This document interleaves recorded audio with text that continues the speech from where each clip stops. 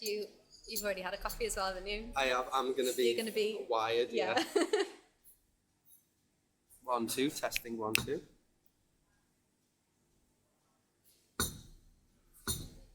want me to test or? Yeah, just say. Hello. Yeah, all 1, 2, 1, 2. All the levels look good. Okay. Well, we can get started if you like. I'm scared now. Nervous. Okay. Well, here with the fantastic artist Katie Nicholas. First question. This might seem a little bit pretentious. Let's just start that again. Okay. Isn't that funny? As soon as you can record, and it's like that. I was talking fine and I'm blah blah. Okay. It's fine. Okay, let's try it again. Okay, so we're here with the fantastic musician, artist Katie Nicholas. Thank you. Do you consider Can you start again? Can we start? Okay. No, I feel good now. Okay. Okay. I thought you were doing that, so you say your name, and I was like. Okay. Okay. Okay. So, from the outside looking in, I'm reading the question out here because I don't just want to I've prepared. From the outside looking in, it's clear that the art you produce is full of meaning, and I think it's powerful. And it would seem like the artist who created it must know how good it is, right? But from talking to you personally, I've got the impression that you've struggled with some self-doubt and indecision. Very perceptive. Which is kind of surprising. When you look at the finished product, Yeah. it's, you'd imagine that the artist who created it knows that it's good, Yeah. That's such a strong question, an interesting one. I think, wow, it's very deep. Sometimes I think I used art as a protection, like a Teflon kind of exterior where I could protect myself and my most vulnerable feelings. And I think maybe growing up, I didn't have the best time. And my only way out, I used to go mute. I used to have severe anxieties that no one would ever know and ever see, because I think what's happened is it's like an exercise, the more I've run into what scares me and exposing myself, maybe more than, it's funny because I know most people don't want to go on stage, they don't want to do that, but in the end it becomes something that you have to do to make up for everything that you've not done in life, the words that you've not been able to say, or feeling like you don't have a place means that you're going to try and claim it somewhere else. And I think that was the beginning of who I was, whereas something has thankfully happened later in life where I've found confidence in it, but maybe sometimes there is a residue when I speak to people that I've still got that self-deprecating thing. And I'm so proud to say that has been clearing the more that I've just put stuff out there. But it's been an incredibly difficult journey, very lonely one. I'm definitely an overthinker. Because with all of that, and the more that you do all your visual artistry and stuff, people think that you've got everything sorted, and you do to some extent because you find so much peace in the things that you create. But it was really hard to get there, and that still exists, but I wouldn't change that. So I'm in a better space than I ever was, but it only came from expression, extreme self-expression, to make up for where I felt I couldn't before. Right. So is the performing and the kind of presenting yourself, that's is that like an act of redemption? You're kind of claiming back your kind of like prison of your own brain. Yeah. Yeah. And it's like healing and therapeutic to do it. It is. It's really strange. It's like facing your fears. It's like trying to find comfort in your fears, and then once you've achieved that fully, then it's the most rewarding, redemptive thing. And I don't know, I think it's so personal to every person, like the reasons they perform. It is as simple as just enjoying performing for me. Like, I love just getting up and singing a song. I love, to be honest, what I'm in it for is how it feels to be around a community of people where everyone's like on the same page. You feel that with music, it just cuts right through. I have a habit of talking my way around everything, but then the good thing about a song is the song says everything itself. And yeah, but I love performing. Yeah. Right. Well, Paul McCartney talked about how often he could wake up feeling a bit sad, and then he'll pick up a guitar and he'll be like the act of writing the song kind of like lets him know what he's sad about. You know, Yes, is that something that you like? I was thinking about that yesterday. Yeah, it's like your subconscious knows everything, and when you write or you allow yourself that thing, like it's a conduit, isn't it? If you get past the muddied thoughts of what you think you know, really the song has this ability, and poetry is the exact same thing, and I often turn to that as well. I will give myself my own answers and I will solve my own puzzles simply when I get into that space. And I think that's what it does for so many people. But sometimes people doubt trying to get there, and then they overthink it, and then they're like, oh, I've got writer's block. But if they just relaxed and allowed it to come to them and allowed it to arrive. I think I'm going on to another topic here, but yeah, no, what you've said is, I definitely see it in that way. I was really sad yesterday for some reason, I'll say, and I picked up the guitar and I just found myself going around, and it was everything I felt, and it summarised, and I didn't really do anything with it, but I was like, oh, thank God I can just pick the guitar up and go, oh, is that what I really think and feel? And then I walk away and I'm okay. So yeah. Good. In regards to the scheduling and release of your recent project, could you talk a little bit about that process and It's making me laugh. how that's kind of affected your motivation, or led to feelings of deflation, or? Oh, for years. Wow. I had a conversation with someone recently, and she told me to listen to Billy Joel's Vienna. Vienna waits for you. And he's like, slow down, you crazy child, and all this. And it's about like, you're going to kill yourself running towards your goals. And you're not going to get there if you're running yourself into the ground. And I'm in that place where there's so much catching up to do, I feel. And I think a lot of us have this, where our inner world, or the things that we possess, that we create, it's very hard to push them out into the world and let them go. And they feel like rocks in your backpack. And I spent years not sharing my music, and I couldn't stop writing, and the ratio wouldn't match up. And I started thinking, well, I need a manager, I need a label, I need someone to help me. That just ruined my ability just to go, I'll just put it out because you just love doing it. So scheduling is really important and really, really, really difficult. And I wouldn't tell anyone, I would tell someone, so just to not go through the agony of like putting that pressure on themselves, because it's truly exhausting. I've managed to do more than I thought I could. But there's still always so much more that I want to do, and it also never goes to plan. I found the more that you try and control it, you can't. It's trying to teach you a lesson. It happens when it's supposed to. I had a nightmare releasing my last EP. And to be honest, before my last EP, the last thing I ever released was my album when I was 28 now. So it's been like 8 years of trying to share lots of songs. And I've tried to, sorry if I'm wittering on too much on this question. No. But talking to scheduling, I'll give away what I'm trying to work on this year. There's 50 songs that I never managed to share in those 8 years, that I was just writing for myself, my own process of the funny string of life events that just kept happening.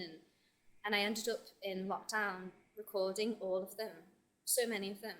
And then I was left with the task of trying to edit them, think about how I put them together. And I'm hoping this year I can finally show why everything dropped off. And then I can let go of the rocks in that backpack and be like, okay, this is how I got to Feather, and then there's so much more after that as well Right. that I've It's not like covered. like a jumping off point, Yeah, I just, and also like a cathartic tying of a bow Yes. of a difficult period. yeah, just of a whole lifetime of trying to get my music out and never getting there, and it Yeah. feels like again this redemptive process where you're like, I'm doing this for no one else other than the clearing of my world, because I don't want to leave without doing all the things I just have done this to myself. I've realised sometimes you can blame the world and be like, I feel suppressed because of this, and yeah, to some extent you go through experiences when you're younger where you don't feel very comfortable. But in the end, it became a pattern in my life where I just would go mute and I wouldn't share while trying to make it look like I'm totally okay. It doesn't work. So it's just a process of your own. We all have a right to share our own story and feel totally like it's ours. We own it, and it really matters to us first and foremost. And then if it connects with other people, that's the major bonus of it. But, So is there a liberation in? I've noticed how you kind of at 6 p.m. today. Mhm. There's something releasing on YouTube. Mhm. While we while we've touched on it, could we talk a little bit about this? Yeah. It's something that's tangentially related to Mhm. a song that you've put out. It's different bits of media and art that you've put together. Well, you take it from there Yeah. and explain it. So yeah, I really wanted to get this out last year again. Didn't go to plan perfectly. Now I think it's come together. Basically, I wrote a song called "The Poet," which I've already released. I wrote it about a local spoken word artist on the scene. A few years ago, she performed. Well, I know her from the Monday Club, Ian Prowse's Monday Club, and before COVID, that community there. I mean, it's so funny because you see so many new communities evolve in the Liverpool music scene. It's like fresh water. It builds and it ebbs and flows. And my friend, she had this ability to just shut this really rowdy room up, and she was raw, rough and ready in the way that she would just approach. It was just visceral soul, and she would write of her powerful experiences, and she'd just shut the room up. Anyway, she really, I used to feel really emotional whenever I'd hear her things because it felt really real. It wasn't about her ego, it was about her own journey whenever she performed. Anyway, during lockdown, she had a terrible, terrible time. She ended up struggling with addiction. She had issues where things were difficult financially with a relationship. I hope it's okay for me to say this. I think we've spoken a lot, so. And I ended up writing this song because the next time I saw her after lockdown, her voice was slurred, she couldn't speak, and she told me she couldn't write poetry anymore because of a breakdown which led to being sectioned. And instead of getting true care, instead of her being listened to and fully understood and heard, she just found herself being injected with all these things to try and, bring her mental state back into the right place. And instead it just severely caused a lot of damage, and she felt disconnected from her spirit. So when I saw her in the Monday Club, she was not the same person, and it broke my heart. And I went home and I wrote this song because I was like, what the hell is wrong with this world? And then as I was about to share it, then as ever in life, the rug gets pulled, and my mum got caught up in a similar situation where she lost her voice for a very different reason, and her mind for a different reason, for health. And because it was over the Christmas period, she got completely neglected by our healthcare system. No one helped, didn't know what to do with her, and she suffered the worst fate. And it was so strange because I wrote this song for my friend who was a poet and a painter as well. And my mum was a poet and a painter. And every single line of that song was like I wrote it for my mum as well. Anyway, so that's a poet. I'm rambling. I shared that last year. I tried to push past all the adversity that had happened in life at that point. It was not long after my mum passed, and I was like, just don't slow me down. Like, I started to have this anxiety about being alive. And I think people say to me, how have you done this? How have you been so strong? I would literally collapse if I didn't carry on. I can't deal with not sharing anymore. And even if life is really difficult, it's the best thing in it, I find, is that meditative state where you can just connect with who you really are on a deeper level, I think, anyway. Sorry if this is all a bit little. But anyway, so fast forward to this year, I'm in the middle of placing a recording of my friend. I should probably mention her name. She's Rebecca Riley, One Cool Poet. She's absolutely incredible. And she messaged me this week and said, Katie, I've got my voice back. I need to repay you with a poem. And then she said, and I've just done a thing and it's going into a journal. And then she came back half an hour later with the most gorgeous poem that she wrote for me. And I cried. I was like, oh my God. And she's got it back. And I said, please show me all your other poems. And they're just as incredible as this one poem that I've ended up placing over the top of the music of my song, The Poet. And it's called Old Me, and it's a live, raw recording of her performing at the Monday Club in 2019. Everyone's just quiet and stunned. It's so powerful. It's so universal as well. It's based upon her suffering before the extreme suffering she went through. And I placed it over the music, as well as over a performance of Ariana, the dancer who did the Dancing on My Feather series stuff. And it all just was like it was meant to, it was all perfectly timed the way it fit. And I'm going to be sharing it today, basically. So, sorry, the longest story. But yeah, I'm really proud of it because it's not just me. It is literally just, it was a bit of magic. It was like, this was always meant to be a piece of work. And Ariana's never heard that poem. And also at the time, she'd never heard the poet. She just went, oh, yeah, I'll do some spontaneous dance. And then Ed, who did like this one shot, my friend Ed Hall, incredible, he shot the whole thing and he was like, whoa, like, we were all just looking at each other like, is this really happening? Right. And it was like, just beautiful, it flowed. The spontaneity of it's like something you couldn't have even planned. Exactly, right, yeah. And that's the stuff I love the most now, because I've spent so long being a perfectionist, like focusing too hard on the details. Really, the details come naturally, the best ones. And this is what Old Me is. Right, so, and that's such a rambler. I'm so sorry. No, it's fine. These are the answers that I'm hoping for. You know, so we've touched on your YouTube channel, and you know, aside from being a musician, like what I've noticed is that the videos you produce are really interesting. As someone who makes my own videos, I can't help but like, you know, it seems like you've got a real eye. Thank you. And it's the feeling I get when I'm watching some of your videos. Speaking of like you sharing like a personal journey, at times it's almost like the blocking and the shots are almost like voyeuristic, or like it's like I'm seeing something private. You know what I mean? Yeah. Like, you know, if it's just you kind of like contemplative or something, but it's shot in such a way that's like it's like you're really kind of showing somebody something very personal, you know. Is that something you're trying to do? That's interesting. Is this my most recent things? Yeah. Yeah. It's funny you say that, because again, in the past, I've always done very like, spent weeks, like say like Cabin Fever, it's really, it looks quite commercial. Right. Can't do it to myself anymore. Whereas recently, I'm just trying to capture moments and truth. Right.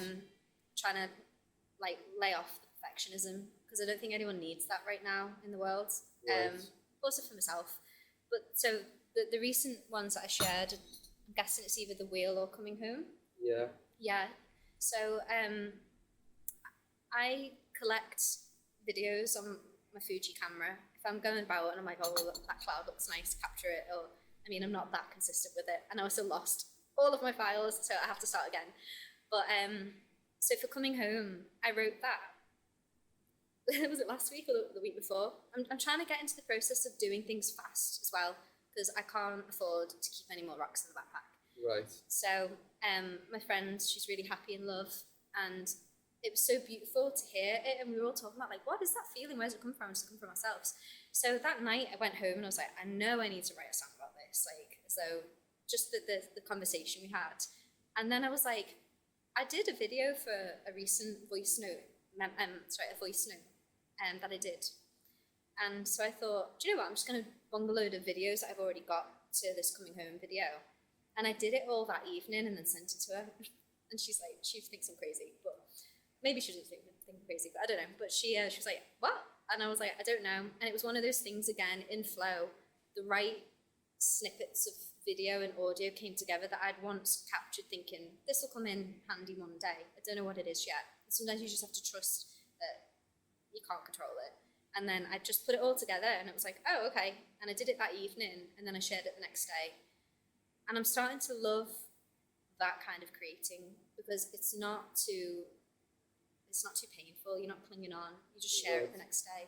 Yeah, well, that's what kind of what I was trying to get at. It's like, you know, in talking with you, kind of, like, instead of having this backlog and this like red tape bureaucracy of having to like plan some big official release. Yeah. If it's you and the people who follow you, and they've got a direct connection to you through your YouTube or through your Instagram, even just through your stories. I know you'll post quite personal stuff that you're really letting people into your life, and it really comes across, you know, in stark contrast to some of the more, what you'd say, commercial, like, you know, flat lighting, everything's very kind of, like, you know, the, like Edward Scissorhands, like, you know, you know, the town and there where everything's like too perfect type of thing, which is also a great aesthetic, but it's also very kind of time consuming, and, you know, the process, like you say, of just like, as the feeling hits you,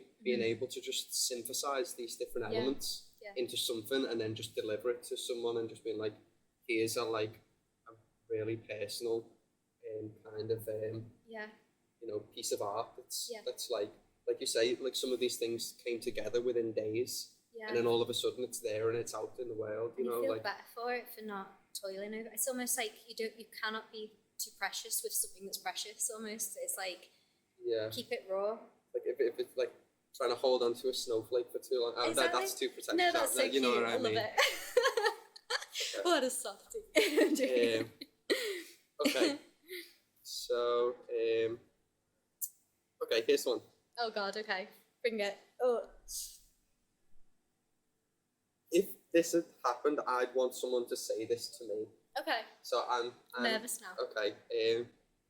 Are you aware of the influence that you have as an artist, right? And the reason I asked this question is because I was at an open mic a few weeks ago, and someone asked me, who are you interviewing next? I said, well, I'm interviewing Katie Nicholas soon. And then they went into their bag and pulled out one of your CDs that they'd bought that day. Wow. Yeah, and which is something I've never seen from any other artist. Wow. And it's indicative of the kind crazy. of the progress and the influence that you have on the people around you. Are you aware of that? No. That's mad. How do you take that in? I don't know how to take that in. That's crazy. How do I respond to that? What was the question? Are you aware of the influence aware? that you have? Am I aware? And then maybe jumping off that a little bit. Yeah. You've just had a sold out show. Oh yeah. Which is something not many musicians can say that they've had. And kind of these kind of realities, sometimes I don't believe them. Right, they don't match up to your internal monologue. I feel. Yeah. You know, they're slowly. It's really odd. You're right. There is like a mismatch of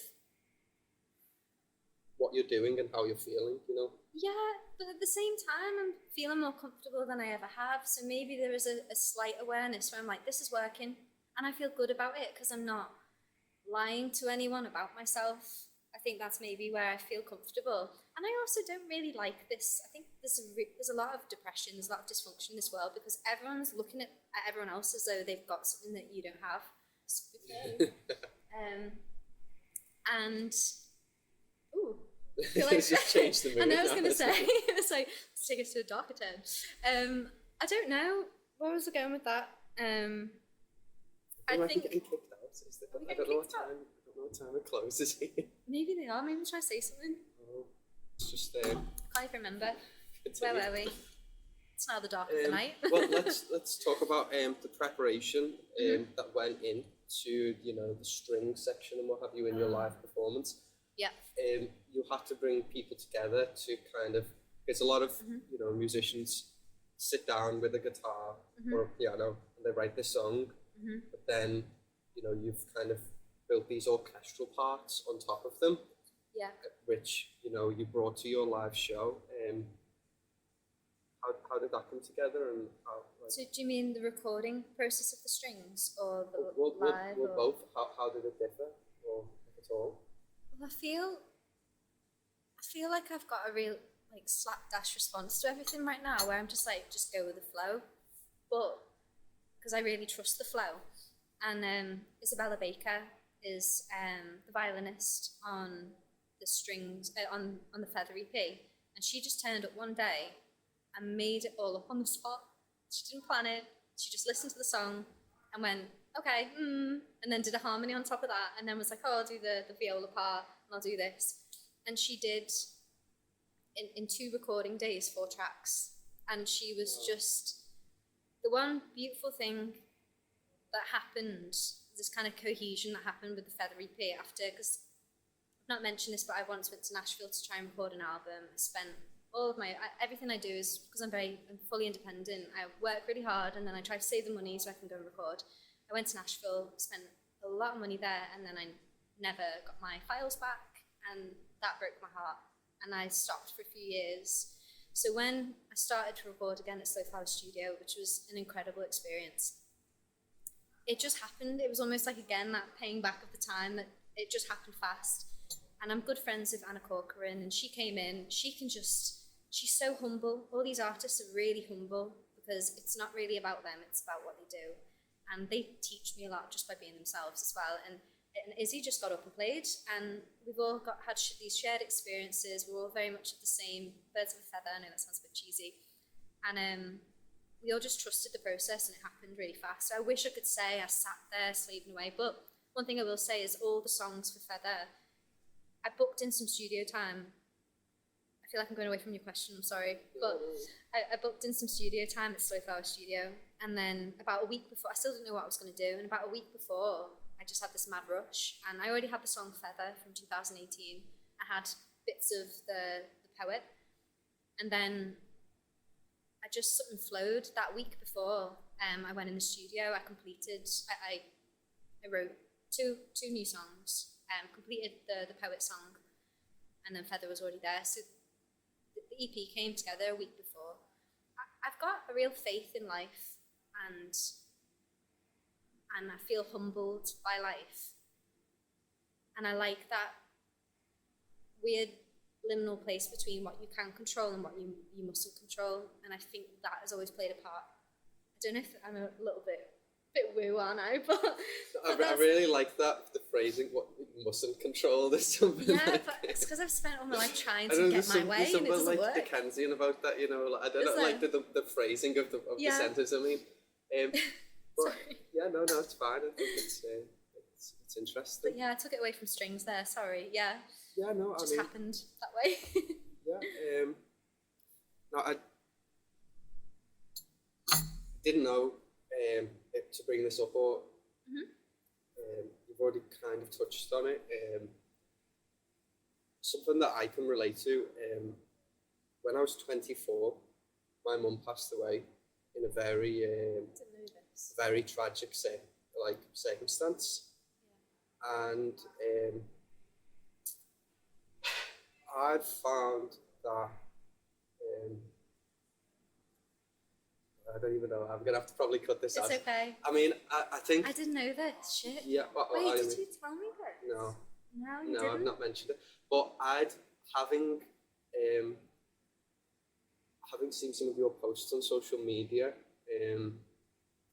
kind of getting through it and dealing with it, it's something that I could relate to wholeheartedly, and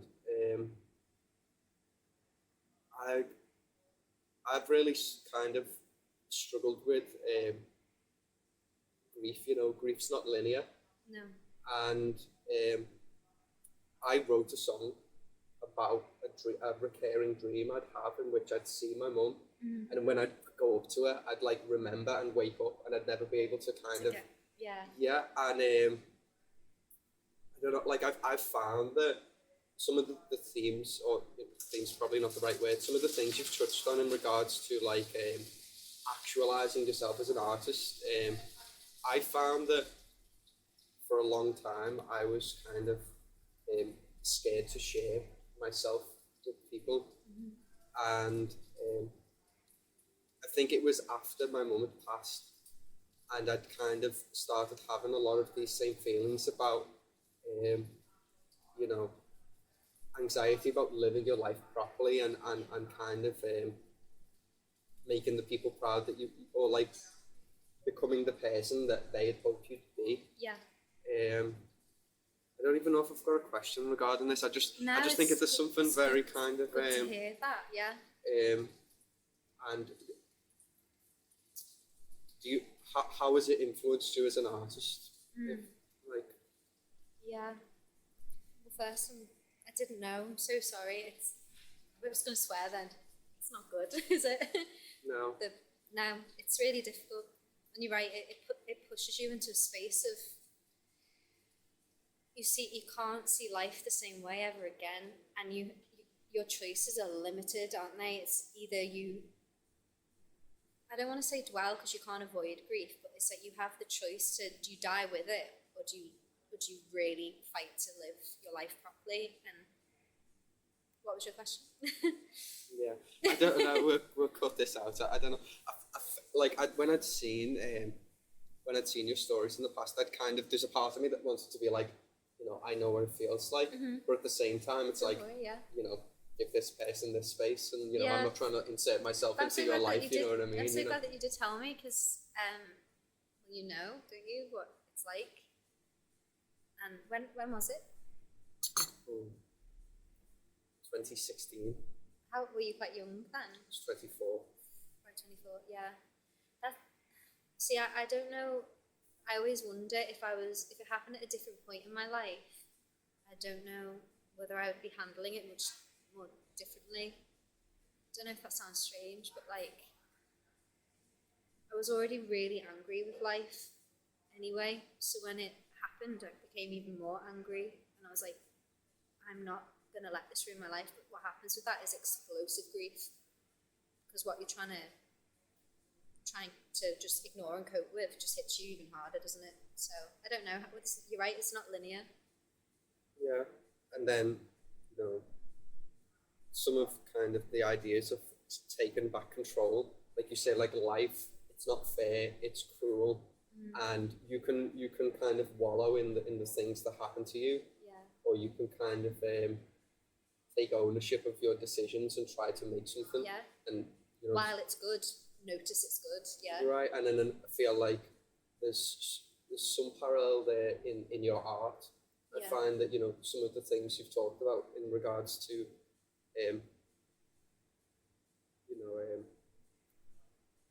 like you say, anxiety about living, Yeah. and then turning that into something positive, and then exercising some of them kind of feelings through your art. Yeah. I think that's powerful. I think that's what's happening. If I wasn't expressing myself so much, I think it would be a bit harder than it already is. I'm watching different people in my life cope in different ways and reacting in very different ways than I am. I think sometimes I get insecure. I don't know if you're going to keep this in or not, but I get insecure that because, again, I've got this like thing where I'm trying to soldier through. Sometimes I think because I am just able just to keep like going, people think I'm like almost cold about it. I worry that people think I'm just able just to carry on, but the truth is it's the only way I can carry on, because it just hits you if you stop. So I don't know, it's a curse, but it's also allowing me to be really true to myself in a way that I've always wanted to be and struggled to be. So it's just a dichotomy of, it's just life itself. It does that, doesn't it? It's just when things are difficult, that's where the reward is as well. Yeah. Tough question. Yeah, I'm sorry to bring it up. I was really no. in two minds about whether to even bring it up, and I guess I didn't even have a question really. No. I guess that was just my way of kind of to say like say that you, yeah. Yeah, I mean, because I think well, not everyone, but a lot of people will at some point in their life have to face that, and it's a wake up call. Yeah. Yeah. No, I'm glad you've told me because I had no clue. It's a lonely, deep space for a person to be in. Yeah. You know, and, well, I'll tell you what. I'm kind of at the end of my scheduled questions, but I have some like what I'd hinted at before. If I just throw some quick fire stuff, Yeah. complete change of tone here, Okay. like like if I was to just prompt you and say, you know, what song from a local artist inspires you? Ah, I love so many songs of the local artists. Don't be political. I'm not being political. One. I'm not being political. I'm just really, because I'm literally looking at the names there, like Pixie, love Pixie. But I might say, I've got my good friend Rob Vincent, he's doing great at the minute, and he's got a song he's just brought out. Follow what you love, yeah, and love will follow. It's so funny because we joke about that because I've got a song that's got like pretty much the same line, and I think he thinks I've rubbed it off him, but I assure you I didn't. So I need to get this in. This was all political. I'm joking. Do you know what? No, I'm going to say Anna Corcoran's song "And Winter Came." It's absolutely incredible, and she is far too humble that no one knows how amazing her music is. She never talks about it, but she's got an album on Spotify. But I don't feel like this is the local scene. I'm making dog's dinner of this question, aren't I? No, it's fine. Rob Vincent, Follow What You Love, and Love Will Follow. Is that the title? It is, yeah. Is it? Okay, that one. I like that one. What do you make of long song titles? Don't like them. No, I'm joking. My little emo brain just went straight to Panic at the Disco's really long titles that I used to listen to, and I shouldn't say inspired me as a kid. Hey, don't go to Panic at the Disco. Oh God, can you cut all of that out? Green Day. That's gonna be it. That's the front of the interview. No. You know, Bullet in a Bible. When I was like in school, I think I was like in year 9 when that came out, and that like changed my life. Yeah. Do you know what? There's something that shapes a person like growing up, and it's emo music. Everyone can lie and be like, I'm an indie singer-songwriter. No, they're all formed on like the rock bands, I swear. Well, that's another question. What song from your youth, if you had to pick one? Oh, there's so many. Song from my youth. I'm gonna go with Songbird, Eva Cassidy version.